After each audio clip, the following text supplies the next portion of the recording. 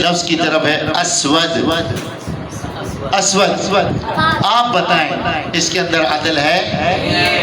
نہیں، کیونکہ یہ قانون کے مطابق بنا ہوا ہے. سمجھا؟ لہذا اس میں کیونکہ افعلو کا وزن جو ہے یہ قانون کے مطابق ہے، اس میں تفضیل کا، لہذا اس میں عدل نہیں ہے. وصف ہے ہاں کالا رنگ ہونا، تو ایک سبب آ گیا.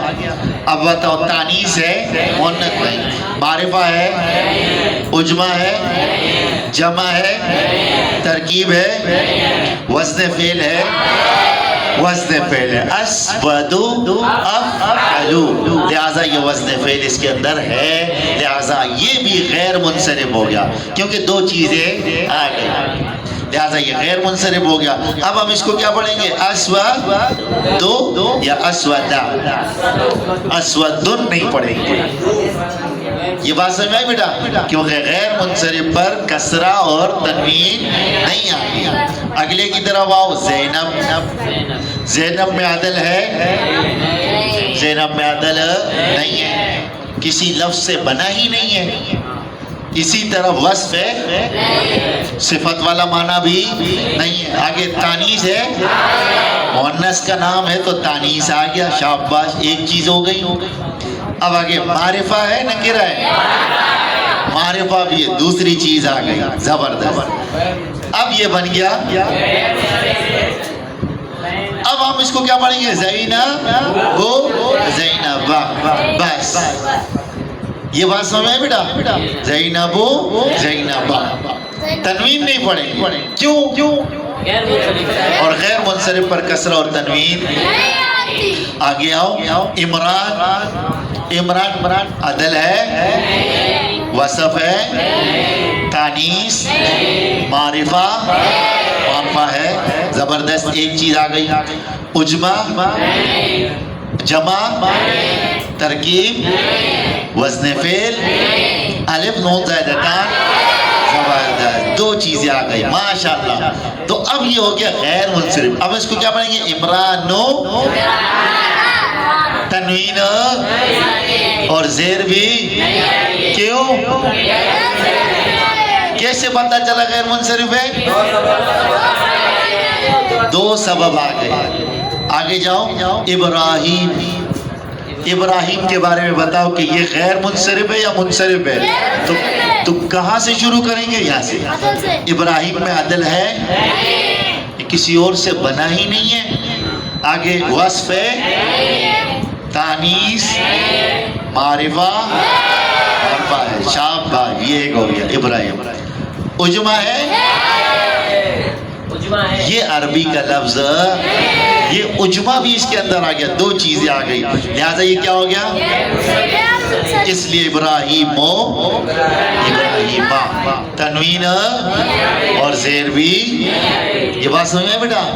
آگے آؤ. مساجد عدل ہے، وصف، تانیث، معرفہ، عجمہ، جمع.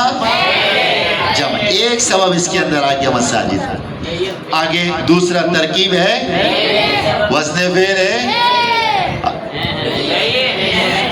وزن فعل بھی، الف و نون زائدتان، اس کے اندر ایک چیز آ گئی، شاباش یہ جمع ہے، اور جمع منتہل جموع ہے، اور یہ ایک سبب، لہذا یہ بھی غیر منصرف. مساجدو، مساجدہ، مساجدن نہیں پڑھیں گے، مساجدی بھی کبھی نہیں پڑھیں گے. آگے آئیں. بعلبکو، یہ کون سا بچہ سو رہا ہے؟ پیر محمد آپ سو رہے ہو بیٹا، توجہ کرو. یہ بتائیں بعلبکو، یہ اسم فعل حرف اسم ہے. پھر یہ بتاؤ واحد تثنیہ جمع واحد. پھر یہ بتاؤ مذکر مؤنث مذکر. اس کے بعد یہ بتاؤ معرفہ نکرہ. معرفہ ہے نا، معین جگہ کا نام ہے، صحیح نا؟ تو لہذا اب ادھر آؤ. کیا اس کے اندر عدل ہے؟ نہیں. وصف تانیس معرفہ شاباش. بال ابک کو معرفہ ہے. ایک چیز آ گئی. آگے اجمع جمع ترکیب. ترکیب دو لفظوں کو ملا کر ایک کر دیا گیا. شاباش. یہ ہو گیا ترکیب بھی آ گئی. دو چیزیں آ گئی. یہ بن گیا. یہ بات سمجھ آئی؟ غیر منصرف ہو گیا تو اب اس کے اوپر کسرہ و تنوین. بال ابک کو اور بال ابک کا.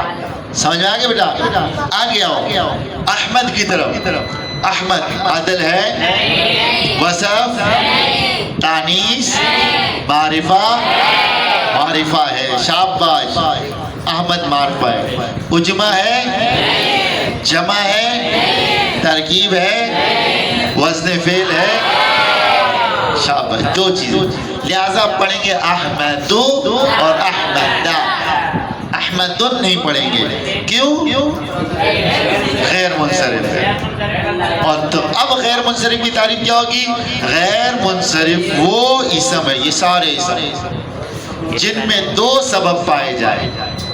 ان 9 اسباب میں سے 2 سبب پائے جائیں یا ایک ایسا سبب پایا جائے جو 2 کے برابر ہو. یہ بات سمجھے بیٹا؟ تو وہ ہوگا غیر منصرف. اور غیر منصرف پر کسرہ اور تنوین. اب آؤ منصرف پر. تو منصرف پر کسرہ بھی آتی ہے اور تنوین بھی آتی ہے. تو منصرف کہتے کس کو ہے؟ تو اب اس کو الٹ کر دیں. ان اسباب میں سے کوئی 2 سبب نہ پائے جائے یا ایک ایسا جو 2 کے برابر ہے وہ نہ پایا جائے. اگر کوئی ایک پایا جا رہا ہے جیسے زید